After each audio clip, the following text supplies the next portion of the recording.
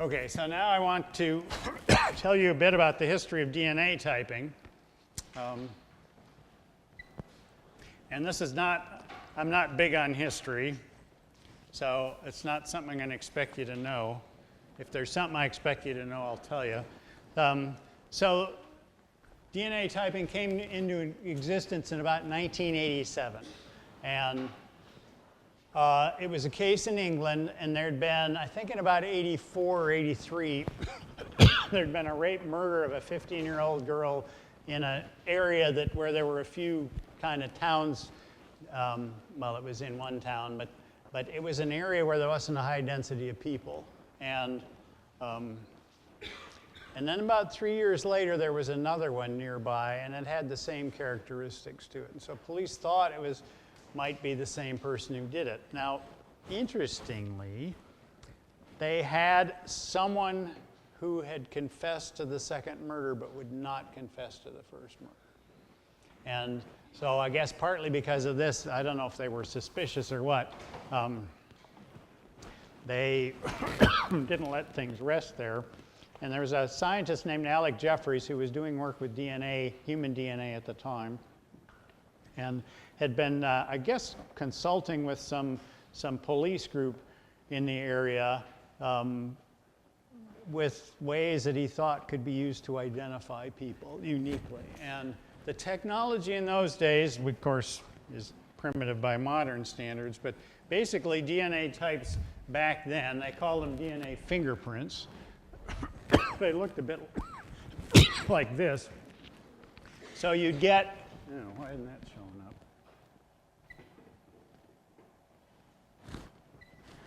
No, it's probably because I have, okay, there we go.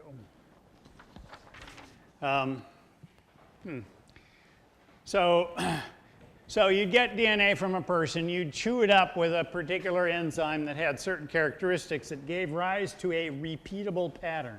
And so one individual would look something like this. You'd actually chew up the DNA, you'd run it out on a gel, which means very little to you, except it's a very expensive form of Jell-O. And you'd end up with a pattern that this is one individual's pattern, but you'd see a band here, a light band, darker band here, very faint bands there, another one, etc. And when you compared it to different individuals doing this, I think there are about a dozen here. By the way, this is DNA down below here, but you can't tell anything about it.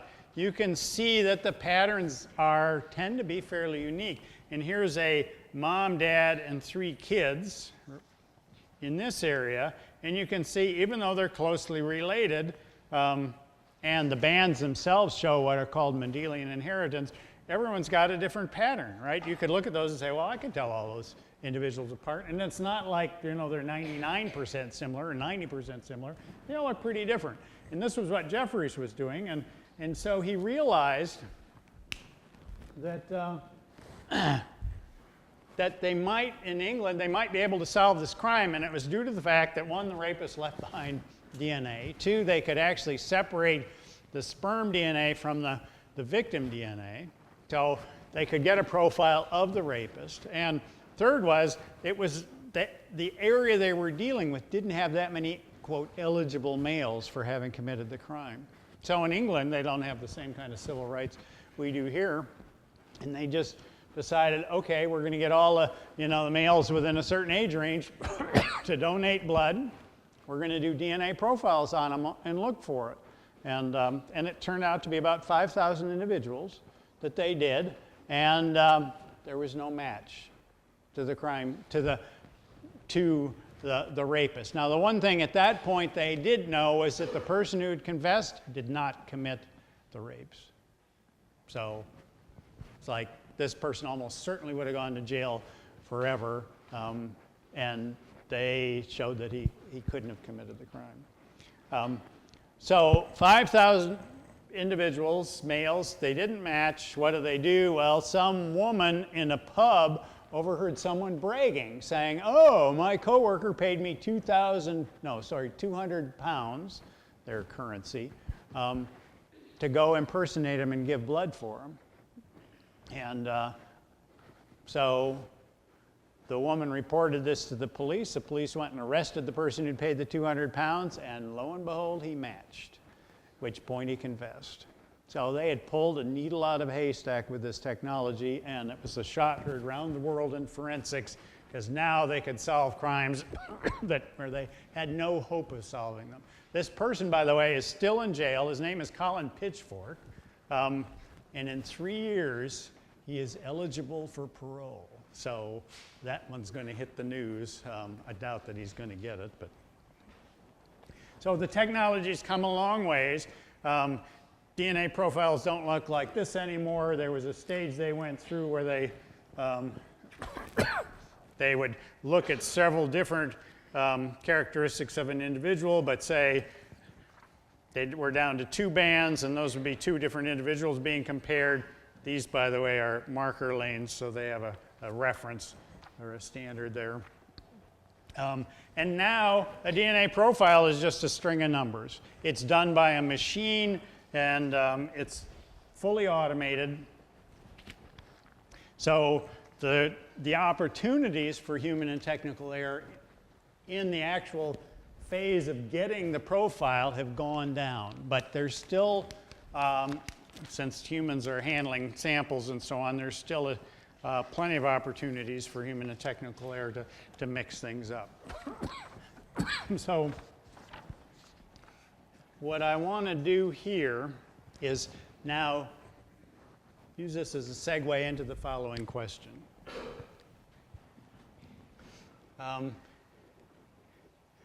The best guess, why did that get reset?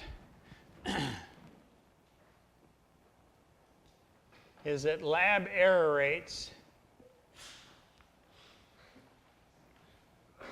are on the order of 1%. Hard to get those numbers, right? And that's just kind of and that number is actually probably about a decade old now, but chances are it's still pretty good. These are discovered accidentally usually, that a lab screws up enough that someone can pick up the error, and so it goes down as okay, we know they made a mistake in that particular case. But that's probably about the ballpark. It's hard to imagine getting much lower than that. By the way, 10 years ago, the Houston Crime Lab was shut down. It lost its accreditation because it was so sloppy. An outsider, I think he was a lawyer, I met him once, went into the lab and exposed all kinds of bad techniques to the point that, they had no business claiming that, matches, et cetera. And I think actually some cases have been thrown out because of their sloppy procedure. What do you think the response has been? So let's say this happened in Austin. Houston's fine too. But what do you think the response is going to be when a state lab gets shut down because someone comes in from outside and finds out that the procedures are sloppy, they have no quality control, and so on? But just take a guess. Certainly a bunch of appeals. I'm trying to ask the question, and I think that's probably happened. I'm trying to ask the question in terms of the lab's response. So not about previous cases, but what are they going to do in the future? This is a tangent to emphasize reality, your reality.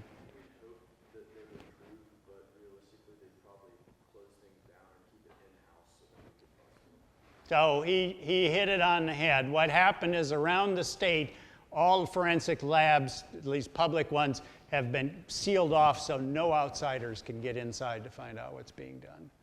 I've been downtown at the one of the labs here, and it's like, okay, there's a sealed door. To go through that door, you got to have all kinds of paperwork, but we got to have your DNA type, et cetera. So they'll not let outsiders in anymore. So there's no real easy way to discover whether they have good procedures or not. They got paperwork, they'll fill out the paperwork, that's about all you can investigate. Anyway, that's an aside. Okay, we got lab error rates are on the order of 1%. We know that the random match probabilities for many DNA types are 1 over a big number, which might be 1 million It varies. So what this means is that in virtually every trial, whether it comes out or not, there are two ways the suspect might not be the source of the DNA when a match has been declared. I crowded declared a bit there, sorry. So what I want to do now is pose a couple of questions to you.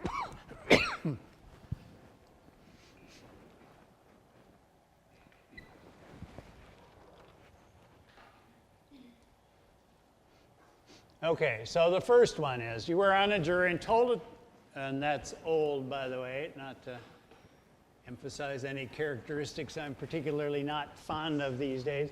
You're on a jury and told the random match probability is 1 in a million. You're also told the lab has made erroneous matches 1% of the time. What is the most relevant issue for you as a juror? And you can answer any time. Is the lab error relevant to this case that I'm on? What is the chance the suspect did not commit the crime? What is the chance that the stated match is not real, that the suspect is not the source of the sample? Has the lab taken steps to eliminate errors? Okay, and I'm going to use this first question to move us to a second question, which will be quantitative. But so, you know, you're sitting there, you're on the jury, you're aware of this information. What do you do about it? Start processing it. How is it going to impact how you think about this case?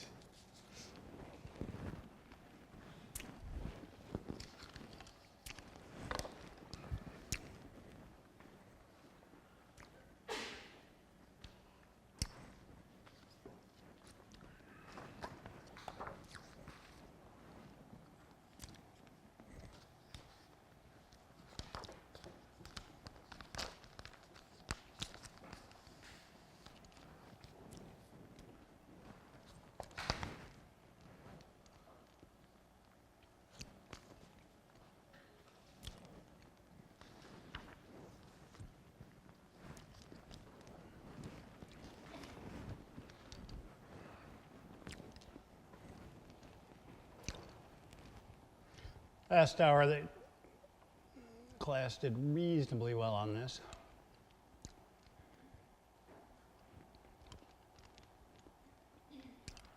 So the modal response is, in fact, really the only one you can deal with as a juror. What is the chance that the stated match is not real? Right? So you're told the individual matches. Your question is how you're going to deal with these two numbers and coming up with that calculation.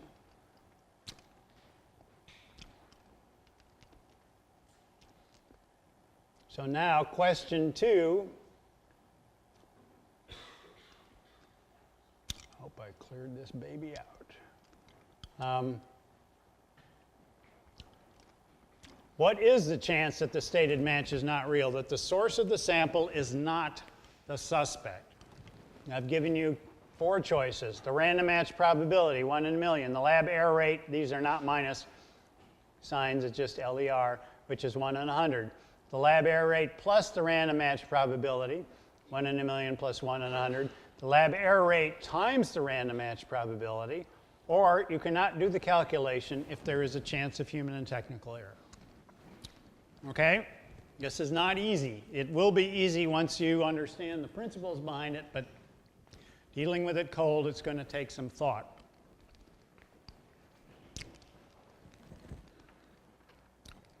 And should I let you talk about it now? Yeah, go ahead. Cheat. Copy from your neighbor.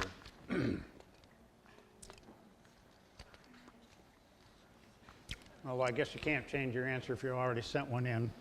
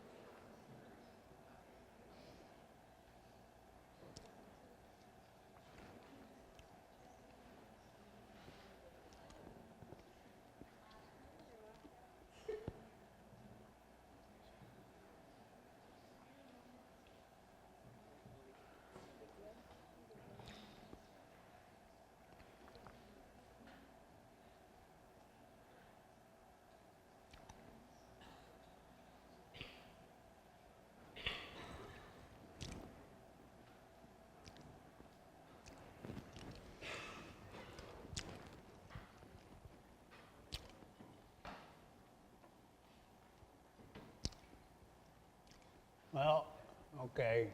You didn't cheat very well. Okay, try again.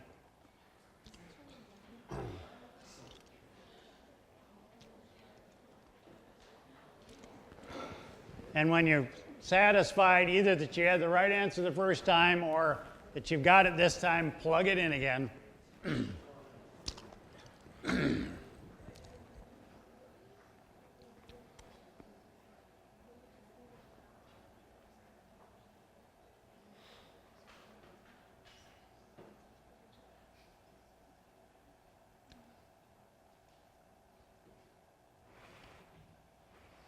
Excuse me?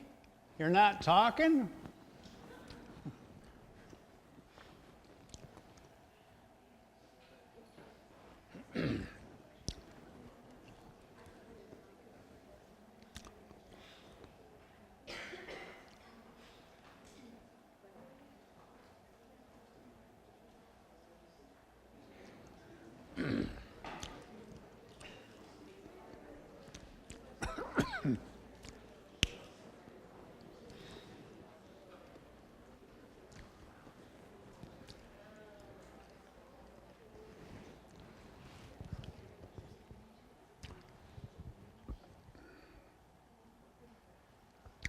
So you pretty well ruled out one of these four, right?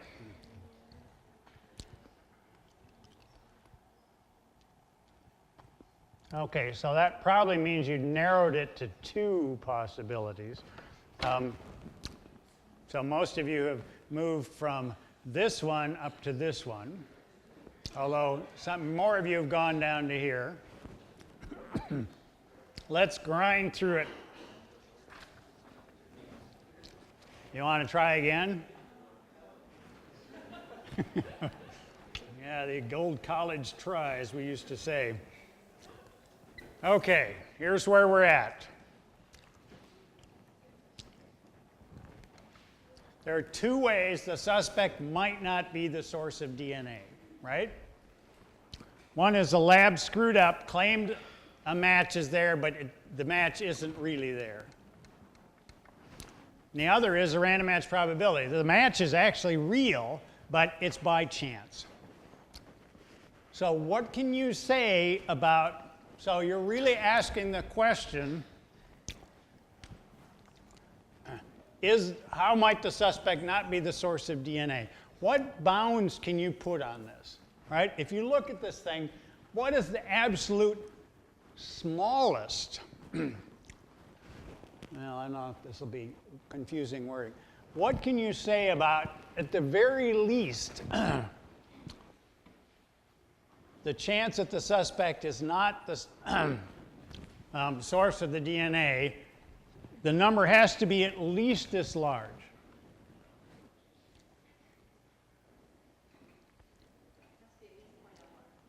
Why?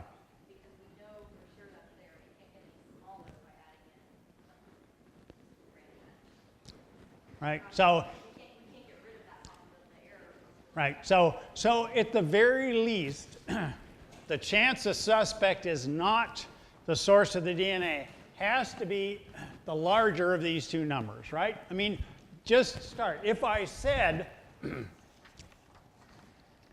you only have to deal with that, right? The only thing you need to worry about if the lab didn't screw up, it's absolutely unique. There's no random match probability is 0. And I said, what's the chance the suspect doesn't match the sample? Probably I'll say, oh, it's 1%, right? So if I add something to this, it can't get smaller than 1%, right? It can't be the product of 1% and 1 in a million. So it's got to get bigger. So at the very, very least, you know that the overall or combined probability that the suspect is not equal to the source, or the, let's say the sample,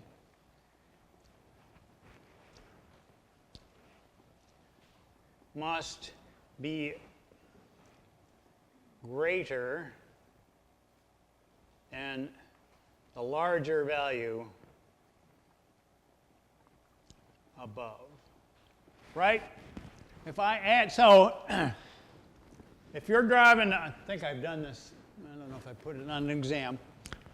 You're trying to get to school, right? And it's like you got a deadline, you got to be there at a certain time. Everything's fine as long as nothing goes wrong, but there are two ways that you can be delayed. One is you get a flat tire. The other is when you get to the parking lot, there is no room, right?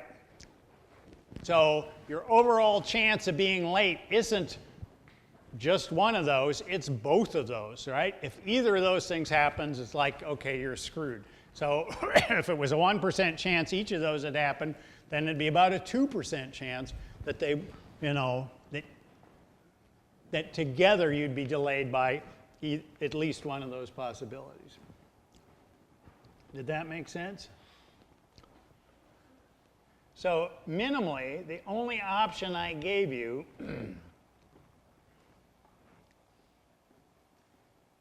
with this property is the lab error rate plus the random match probability. So by process of, yes? On the statement before, the one you made, you said the overall combined probability was expected to equal, but you said not equal. Is it equal or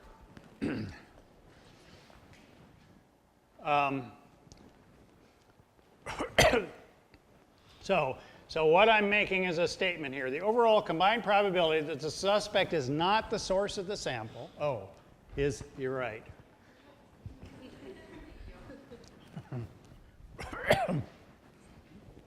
I'd like to say that was intentional, but we know better. Anyway, I'm glad you pointed that out, because if you didn't, the confusion would probably be a little greater. Okay, so the only option I gave you was that. Now, technically, it's not the actual sum, but it's very close to the sum, and I'm not going to tell you why. But now, here is the rule.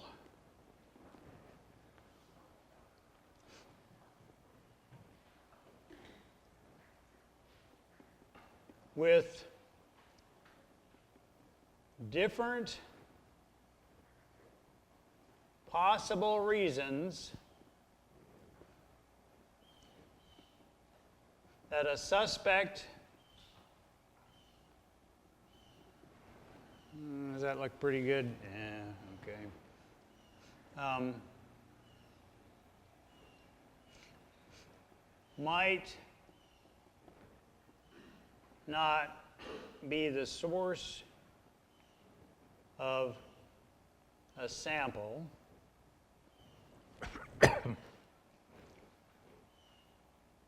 and if all are small and independent, which just means they're not the same thing over different ways, the overall probability that the suspect is not the source of the sample is approximately the sum of everything.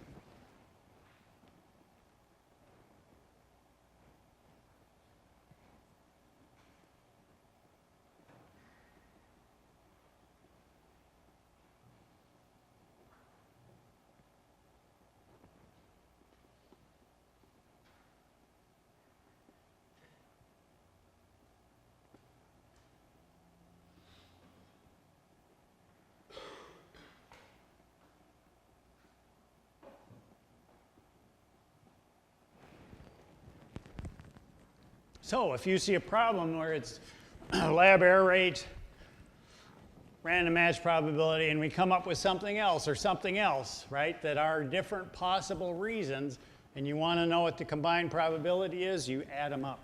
And I did that on a test at least 1 year.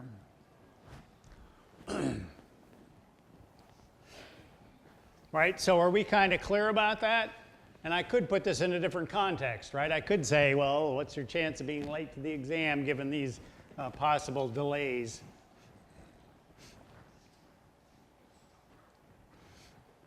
Okay, and I want you to know this. So jurors, 99% of jurors would never be able to figure this out. But some of you guys, I guess you have to be out of college before they can put you on a jury, right?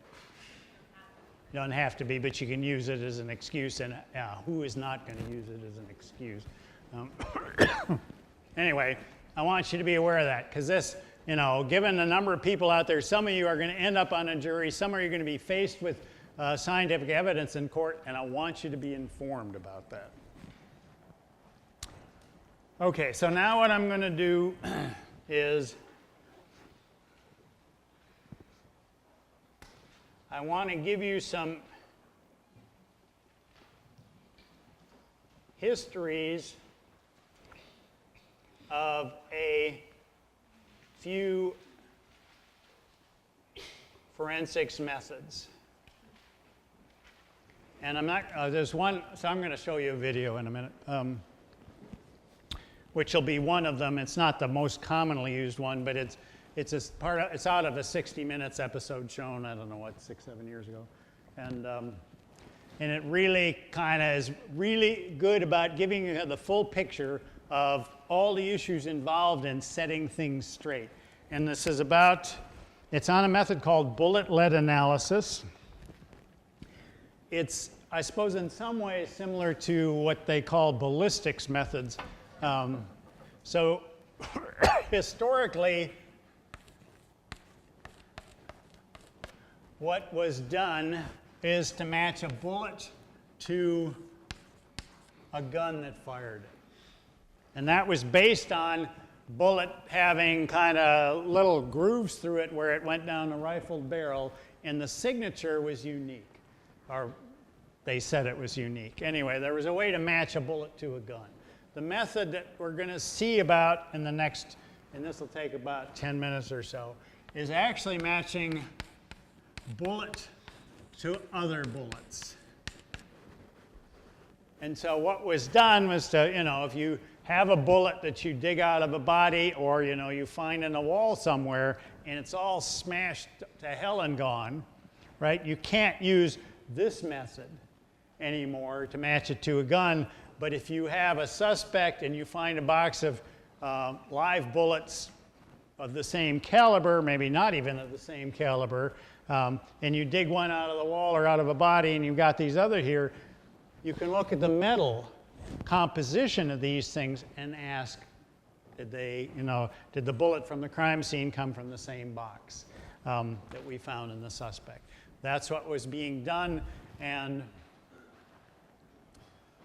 we will see that. So I'm going to kill this light and now go to the computer. And I think what I'm going to do is put a link to this up on the web for you so you can look it over.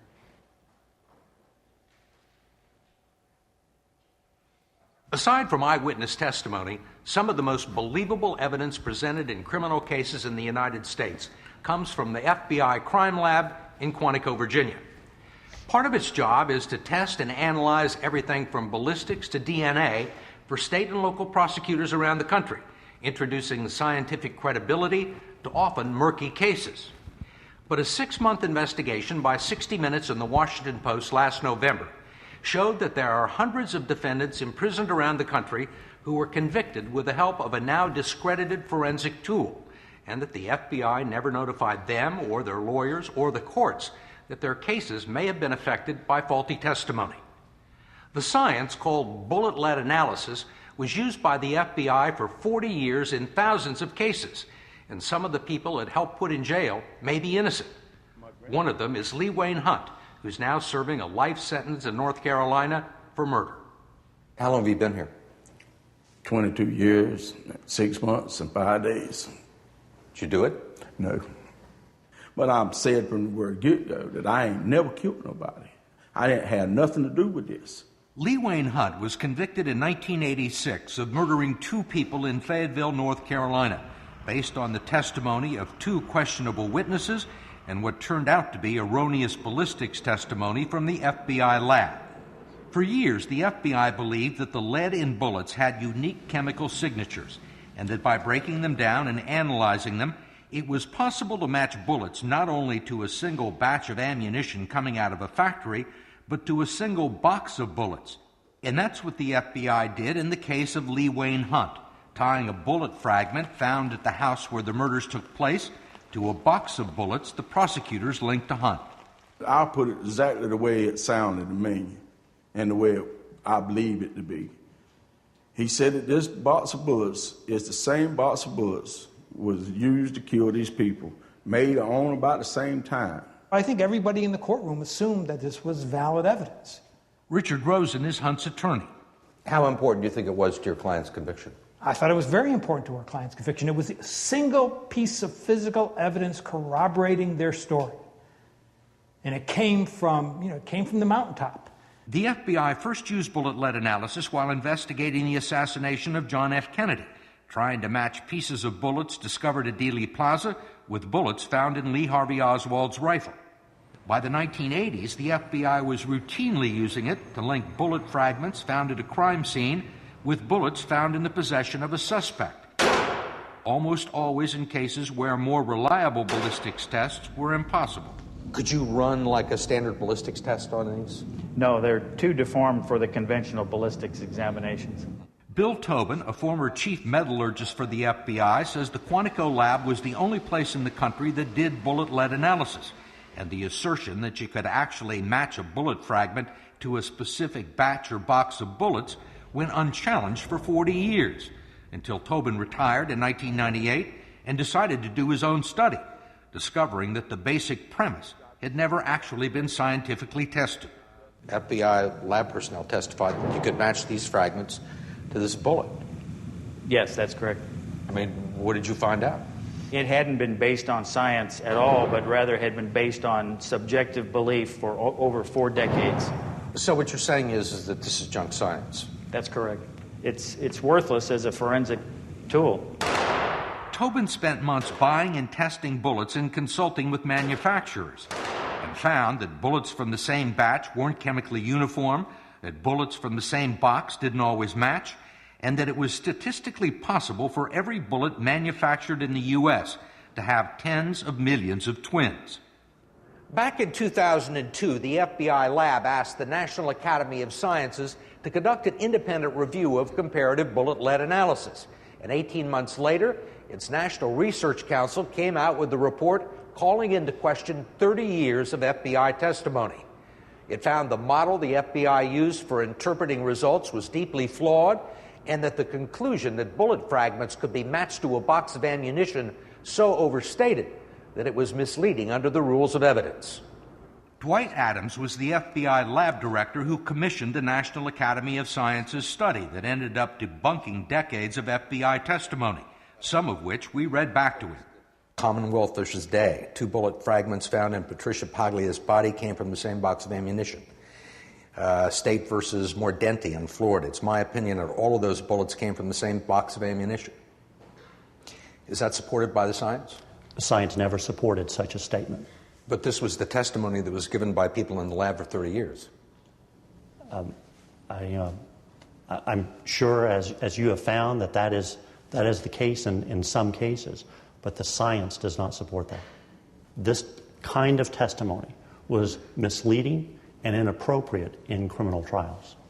A year after the National Academy of Sciences study, Adams decided that the lab would stop doing bullet lead analysis, and the FBI notified police departments and the National Associations of District Attorneys and Criminal Defense Lawyers.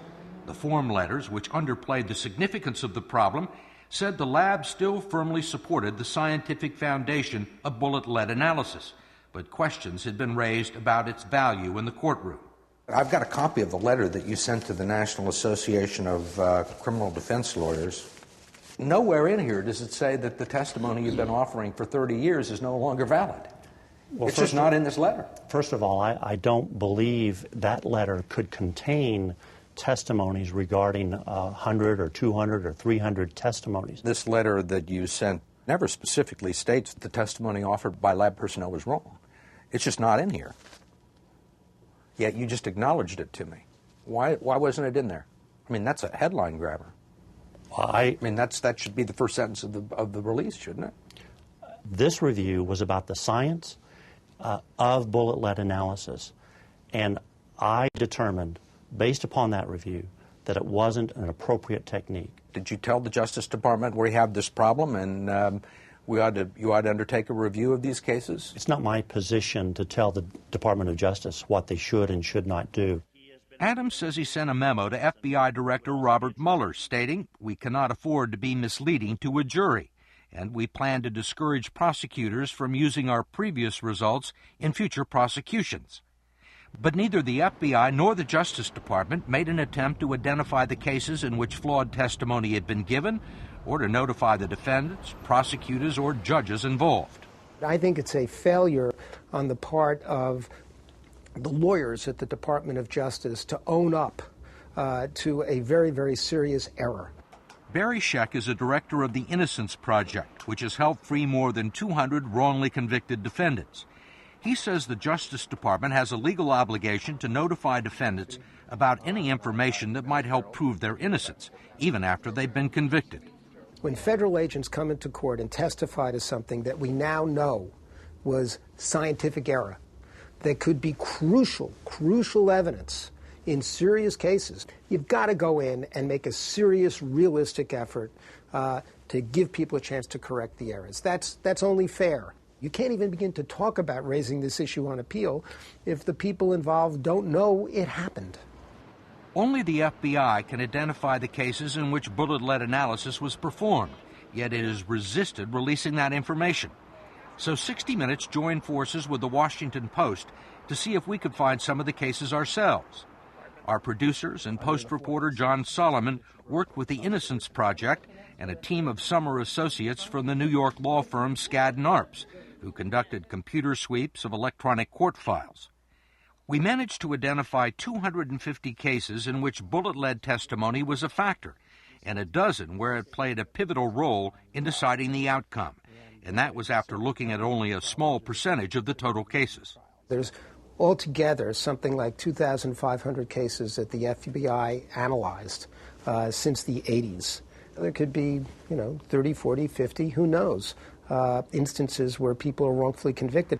A half a dozen defendants, like this North Carolina pastor who was accused of killing his son-in-law, have already won their freedom or a new trial by appealing bullet lead testimony. Others, like this Baltimore police sergeant convicted of murdering his girlfriend, and Lee Wayne Hunt, who you met earlier, are still in jail. I never denied that I was a marijuana dealer in Cumberland County, but I'm denying that I've ever killed anybody. We had fraudulent scientific evidence that the only concrete evidence that was used in this case, the only physical evidence, was bogus. But Lee Wayne Hunt and his attorney Richard Rosen aren't the only ones who believe Hunt was wrongly convicted with bullet lead testimony. At a hearing in January, the case took a strange twist when Staples Hughes, the appellate defender for the state of North Carolina, came forward and revealed a secret that he had been keeping for more than 20 years. The thing that makes this so terrible is that Lee Wayne Hunt didn't do it. That's what makes it so terrible. He didn't do it. He's not guilty. You're sure of that? Yes. 22 years ago, as a young public defender, Staples Hughes was representing Lee Wayne Hunt's co-defendant in the double murder that sent him to prison for life. Hughes says his client, Jerry Cashwell, told him in great detail shortly after he was arrested how he alone had committed the double murder. Lee Wayne Hunt, he said, wasn't even there.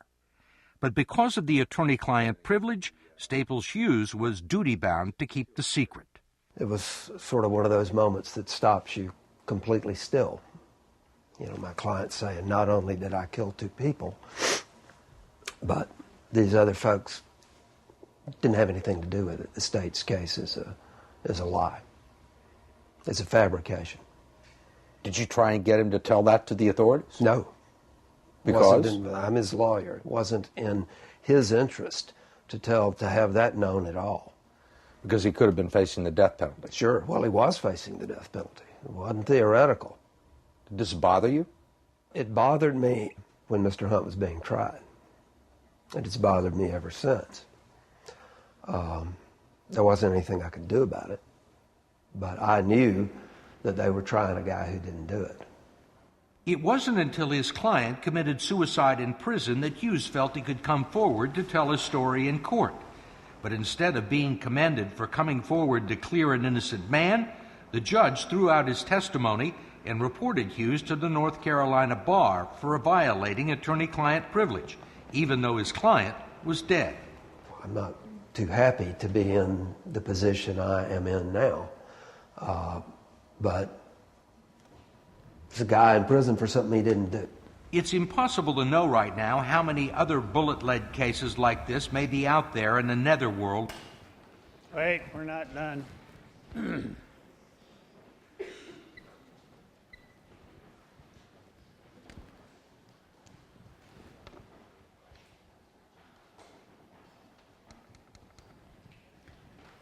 So just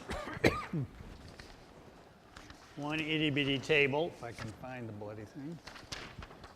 So what I want you to be able to do is look or read at something like, like this and infer from what you see which characteristics are present. So for bullet lead analysis, would we say that there was a reference database that the FBI was using for doing this analysis? Millions of bullets? Probably hard for you to figure out, but the answer would be probably not, right? If they had the reference database available, they would have been able to plug their, each case in there and say, oh, it matches this many other things. So they clearly didn't have one available. What they would have been doing was taking a box of ammo, fragments from whatever the crime scene was, and just saying, well, they appear to match.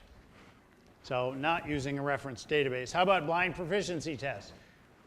Any kind of proficiency test. Were they performing those to ask whether they were legitimately matching? That one is clear, no. What about independent verification? Would that have been possible for this method?